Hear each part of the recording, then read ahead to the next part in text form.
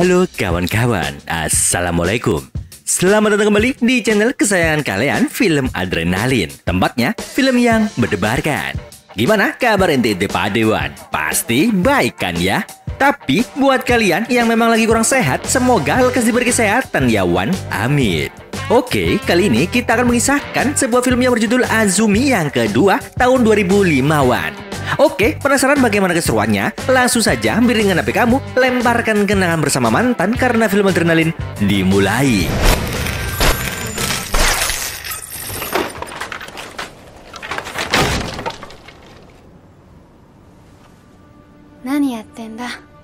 Setelah sebelumnya Azumi dan Nagara berhasil mengalahkan naga masa Asano, Kiyomasa Kato, kini mereka bersiap untuk mengalahkan lawan terakhir yang cukup kuat, yaitu Masayuki Sanada. Nagara, Kato Kiyomasa.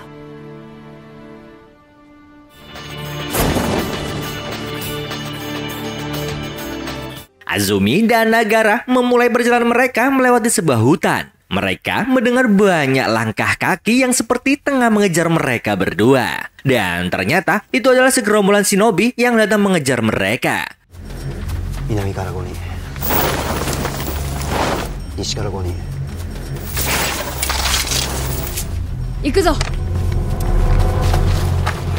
Karena sudah terpojok, mereka berdua pun harus menghadapi para ninja tersebut.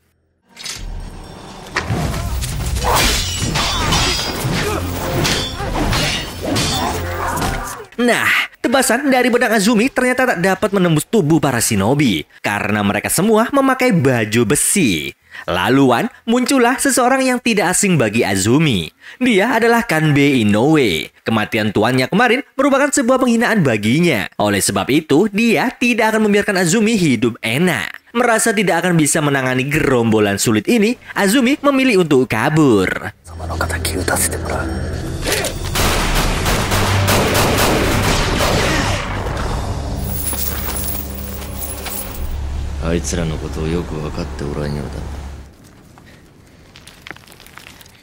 Setelah selamat dari kematian, malam harinya Azumi membawa Nagara yang terluka ke suatu tempat. Dalam tidurnya, Azumi malah bermimpi tentang masa kecilnya dan kebersamaannya dengan Nachi. Mungkin ini adalah penyesalan yang tersimpan jauh di lubuk hatinya setelah menghabisi Nachi dengan pedangnya. Setelah bangun, Azumi lapar banget dan pergi ke warung terdekat buat beli makanan. Di sana, Azumi tak sengaja bertemu dengan sekelompok perampok yang sedang meminta uang. Di antara orang-orang, ada salah satu yang tidak mau memberikan hartanya kepada perampok tersebut. Hingga orang itu pun harus dibuat koit oleh para perampok, Wan.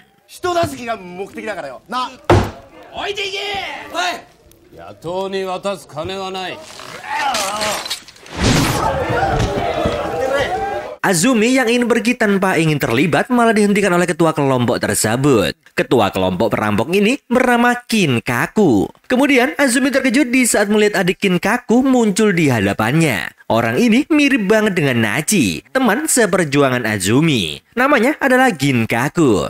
Ginkaku meminta sang kakak untuk tidak mengganggu gadis itu. Akhirnya Azumi pergi dengan memberikan uang recehnya.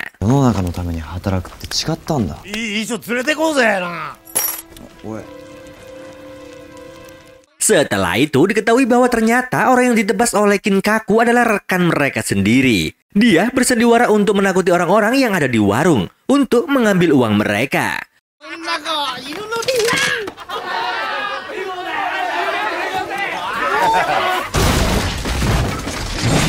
Sesamanya di tempat peristirahatannya, Azumi dikejutkan oleh sekelompok orang gak dikenal. Nagara segera memberitahu Azumi bahwa mereka adalah para shinobi pelayan Tenkai, biksu agung dari klan Tokugawa. Oke, salah satu dari ninja tersebut adalah ninja legendaris bernama Hanzo Hattori dari klan Iga.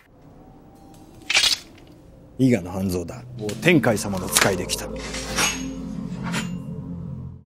Di keesokan harinya, Azumi dan Nagara dibawa ke kediaman Tenkai.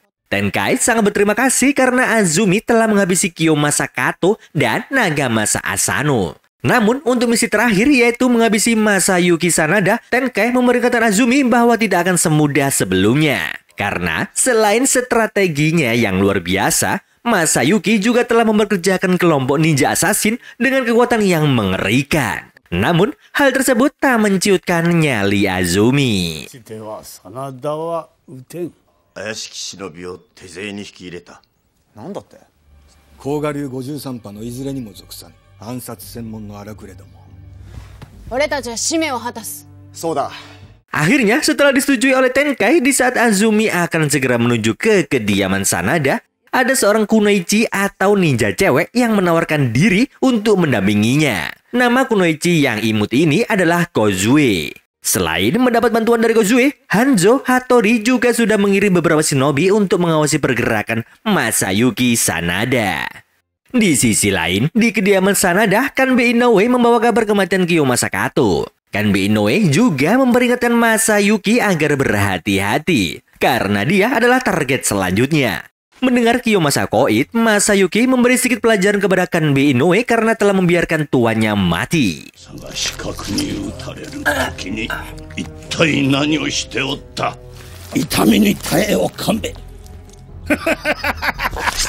Nampaknya Masayuki yang sangat bersikeras untuk tetap melawan rezim Tokugawa membuat anaknya angkat bicara. Anaknya ini bernama Yukimura Sanada, putra kedua Masayuki Sanada. Yukimura nggak seberapa suka dengan wanita di samping ayahnya yang akan membantunya di dalam perang nantinya. Wanita ini bernama Kunio, seorang shinobi bayaran yang berjuluk setan perang. Dia memimpin sebuah kelompok ninja tanpa klan. Nah, Yukimura khawatir Kunio hanya menjadikan ayah Yukimura sebagai batu loncatan saja. Sebagai anak yang berbakti kepada orang tua, Yukimura memutuskan untuk pergi ke istana Osaka, tempat Toyotomi berada untuk merundingkan pertempuran dengan Tokugawa. それが父上のお考えならこれより大坂へ赴いて Malam harinya, di sebuah hutan dekat kediaman Sanada, para shinobi bawahan Hanzo Hattori sedang melakukan pengintaian. Tapi tak diduga, mereka mendapat serangan dari si setan perang Kunio.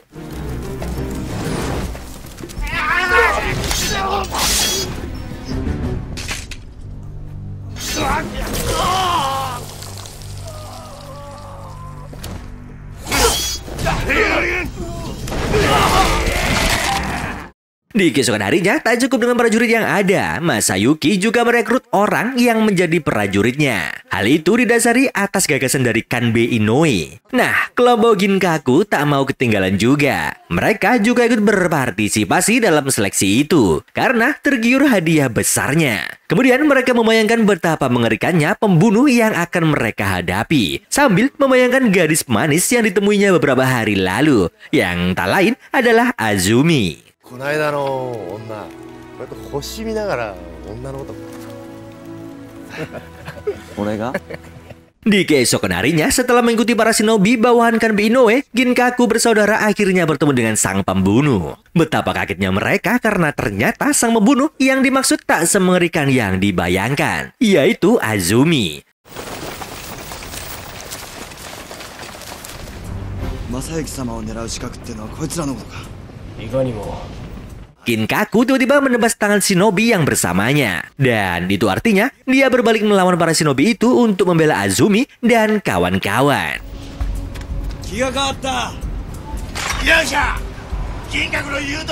Akhirnya perang kecil antara kelompok Ginkaku berpartner dengan kelompok Azumi melawan anak buah Masayuki pun meletus. Mereka saling tebas hingga menyisakan satu orang yang Azumi lawan. Dengan kelincahannya bermain pedang, Azumi mudah untuk menumbangkan lawannya.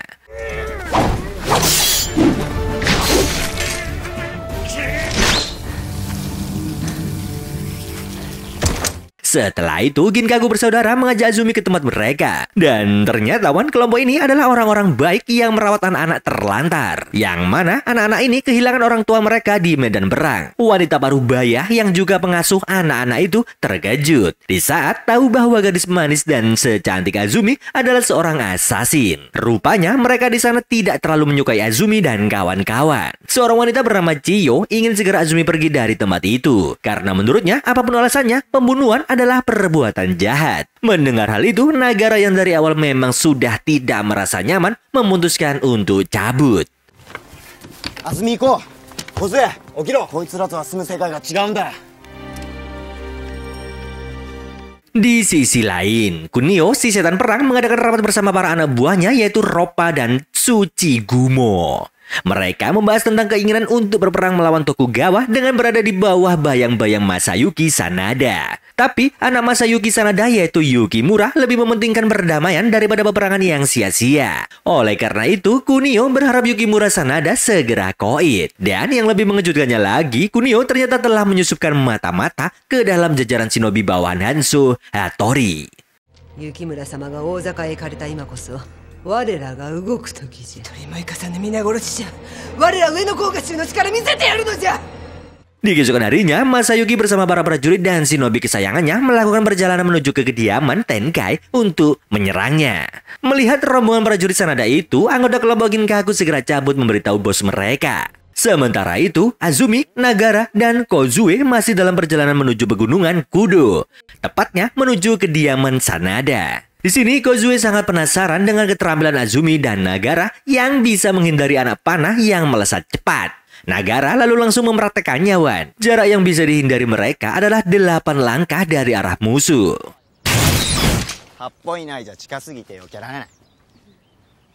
Nagara dan Kozue lalu mengambil air di sungai bersama-sama. Tampak gelagat aneh dari Kozue yang tiba-tiba menanyakan kedekatan Nagara dengan Azumi. Kozue kemudian menyarankan Nagara untuk mengamankan Azumi kepada Ginkaku bersaudara. Sementara Kozue meminta agar mereka berdua saja yang melanjutkan misi. Akhirnya hati Nagara tersentuh dan mau mengikuti saran dari Kozue agar Azumi tidak melakukan hal yang berbahaya lagi.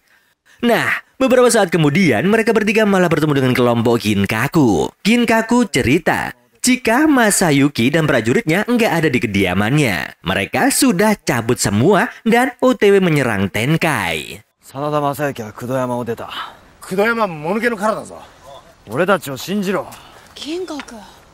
Mendengar hal itu, Azumi masih bersikeras untuk tetap pergi meskipun hanya untuk memastikannya saja. Akhirnya, Ginkaku yang sedikit terbawa suasana mulai memberikan ceramah kepada Azumi tentang arti sebuah kebebasan. Karena menurutnya, hidup Azumi selama ini hanya dikerahkan untuk sebuah misi. Oleh sebab itu, Ginkaku mengajak Azumi untuk hidup bersamanya mengasuh anak-anak yatim piatu. Yang jelas, Azumi menolak permintaan itu. Tapi alangkah terkejutnya Azumi di saat mendengar Nagara menyuruhnya untuk memulai kehidupan baru bersama kelompok Ginkaku dan melupakan misi terakhirnya. Nagara berbohong kepada Azumi bahwa dia juga akan melupakan misi terakhirnya. Ginkaku ni tsuite ike. Kiru nante mou owari da. Lalu di dalam perjalanan Nagara dibawa muter-muter hutan oleh Kozue. Dari sinilah raut wajah Kozue mulai berubah. Dia yang awalnya bermuka manis dan so imut sekarang malah menjadi jahat. Ternyata tujuan utama Kozue menanyakan cara Nagara menghindari panah adalah untuk bisa mengetahui kelemahan Nagara.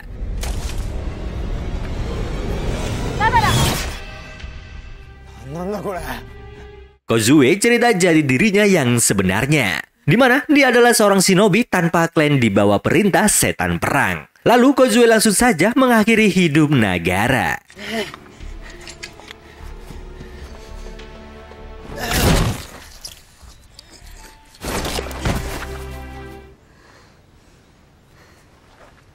Sementara itu, Azumi yang tetap ngeyel untuk misi terakhirnya memutuskan untuk pergi menyusul Nagara. Namun bukannya menemukan teman satu-satunya itu. Yang ada malah bertemu dengan salah satu anggota ninja tanpa klan Tsuchigumo.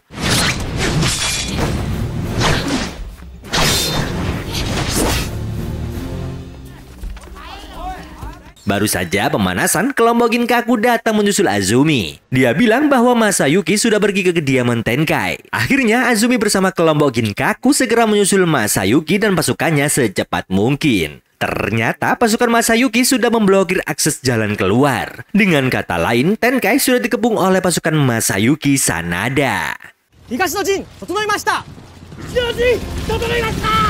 Untuk menghemat prajurit, Kunio menyarankan agar anak buahnya saja yang membasmi prajurit Tenkai. Roppa, anak buah Kunio, dengan kebrutalannya membabat habis para shinobi Tenkai. Bahkan Hanzo Hattori juga akhirnya meregang nyawa demi menyelamatkan tuannya.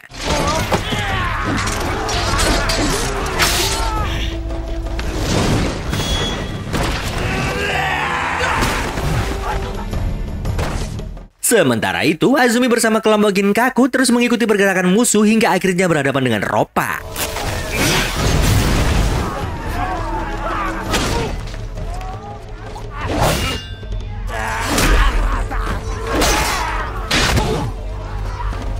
Meskipun terluka parah oleh serangan Roppa, Kinkaku dengan santainya menyulut dinamit sebagai hadiah perpisahan untuk Roppa.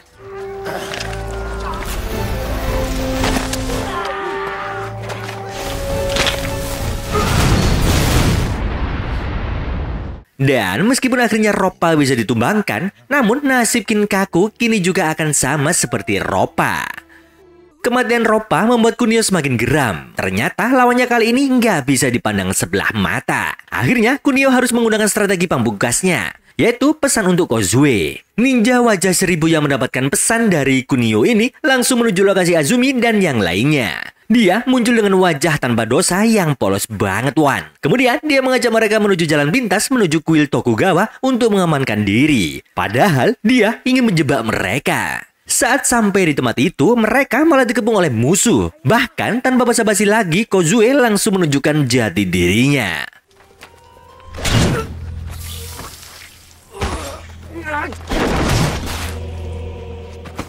Cerita kejujuran Kozue tentang Nagara yang telah dihabisinya masih belum bisa membuat Azumi percaya. Tapi akhirnya dengan geram,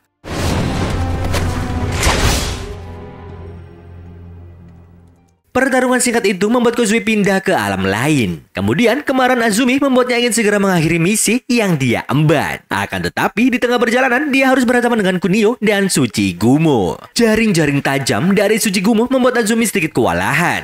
Bahkan pahanya yang mulus terluka akibat goresan benang tajam dan beracun itu. Namun dengan pintarnya Azumi memotong bambu yang menjadi tumpuannya, sehingga Tsuchigumo bisa dikalahkan menjadi bahan tongseng Wan.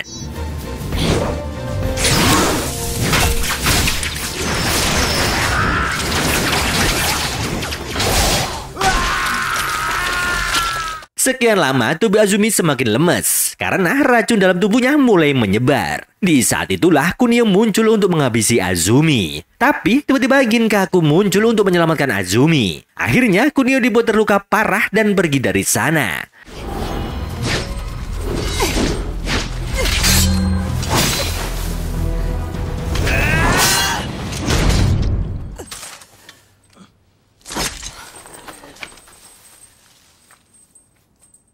Tapi Wan, hal yang sama juga berlaku buat Kinkaku yang tertusuk pedang aneh dari Kunio. Dalam keadaan itu, Kinkaku masih saja berusaha untuk memberikan pertolongan kepada Azumi. Sedangkan Kunio berjalan tertati-tati menuju Masayuki Sanada. Hingga akhirnya dia menghembuskan nafas terakhirnya di pangkuan om-om idamannya itu.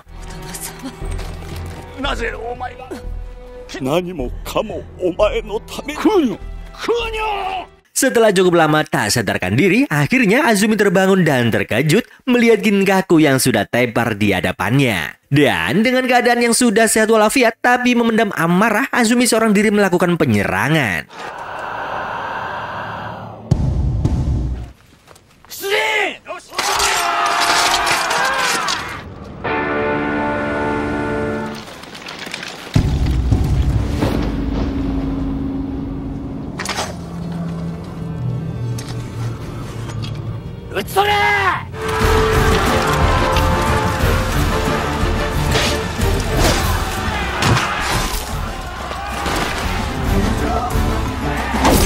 Di saat Azumi akan berhadapan dengan Kanbei Inoue, tiba-tiba Masayuki Sanada menghentikannya. Melihat seseorang yang akan menghabisinya ternyata adalah seorang gadis muda dan cantik, Masayuki hampir gak percaya. Tak lama kemudian, Yukimura Sanada datang membawa kabar bahwa penyerangan ke kuil Tenkai harus dihentikan karena nggak bakalan ada pihak lain yang akan membantu klan mereka saat ini. Namun karena sudah terlanjur berjanji untuk membalaskan dendam kunoichi kesayangannya yaitu Kunio, Masayuki akhirnya membiarkan Tenkai pergi. Tapi Azumi harus tinggal dan duel dengannya. Dan setelah itu, dia tidak akan lagi menentang rezim Tokugawa. Tenkai yang sebenarnya tidak mau lagi membebani Azumi berusaha untuk melindunginya. Akan tetapi Azumi dengan pendiriannya bersikeras untuk menyelesaikan tugas akhirnya. Sebelum berduel, Masayuki berpesan agar jangan ada yang mengganggu, karena ini adalah jalan kehormatan bagi dirinya. Melawan orang tua yang lumayan rentah, jelas saja Azumi menang telak. Dengan beberapa kali tebas, Azumi bisa menumbangkan Masayuki.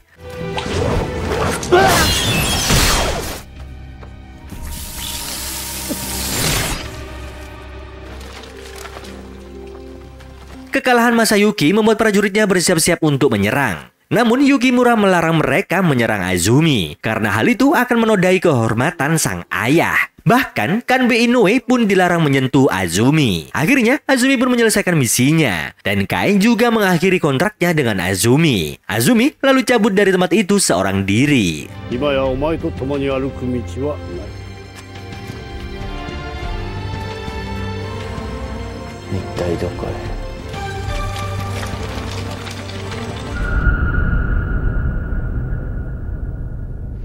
Tamat. Ika-ikawan, gimana film yang Maman ceritain tadi? Seru kan? Seperti biasa, kalau kalian pengen rekomendasiin Maman sebuah film untuk diulas, langsung coret-coret di bawah ya Wan. Akhir kata, ada curut jualan kurma. Maman mau cabut dulu dan sampai jumpa.